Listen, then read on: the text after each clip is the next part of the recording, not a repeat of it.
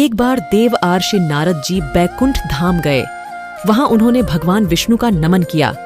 नारद ने श्री हरि से कहा, प्रभु, पृथ्वी पर अब आपका प्रभाव कम हो रहा है। धर्म पर चलने वालों को कोई अच्छा फल नहीं मिल रहा। जो पाप कर रहे हैं उनका भला हो रहा है।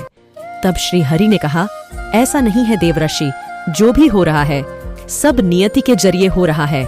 नारद बोले, मैं तो देखकर आ रहा हूं। पापियों को अच्छा फल मिल रहा है और भला करने वाले, धर्म के रास्ते पर चलने वाले लोगों को बुरा फल मिल रहा है। भगवान ने कहा, कोई ऐसी घटना बताओ। नारद ने कहा, अभी मैं एक जंगल से आ रहा हूं। वहां एक गाय दलदल में फंसी हुई थी। कोई उसे बचाने वाला नहीं था। तभी एक चोर उधर से गुजर रहा था। गाय को फंसा हुआ देखकर भी नहीं रुका। वह उस पर पैर रखकर दलदल लांघ कर निकल गया। आगे जाकर चोर को सोने की मोहरों से भरी एक थैली मिली। थोड़ी देर बाद वहां से एक वृद्ध साधु गुजर रहा था।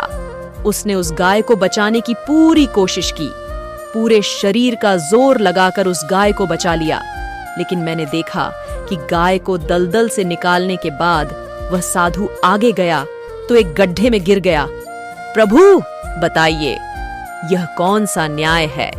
नारद जी की बात सुन लेने के बाद प्रभु बोले, यह सही ही हुआ।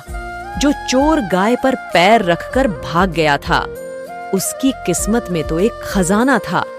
लेकिन उसके इस पाप के कारण उसे केवल कुछ सोने की मोहरें ही मिले थीं। वही उस साधु को गड्ढे में इसलिए गिरना पड़ा क्योंकि उसके भाग्य में मृत्यु लिखी थी। लेकिन गाय को बचाने के कारण उसके पुण्य बढ़ गए और उसकी मृत्यु एक छोटी सी चोट में बदल गई।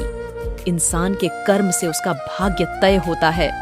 सीख इंसान को कर्म करते रहना चाहिए, क्योंकि कर्म से भाग्य बदला जा सकता है। ये कहानी आपको अच्छी लगी हो तो कमेंट में जय श्री राधे लिखना और सब्सक्राइब करना।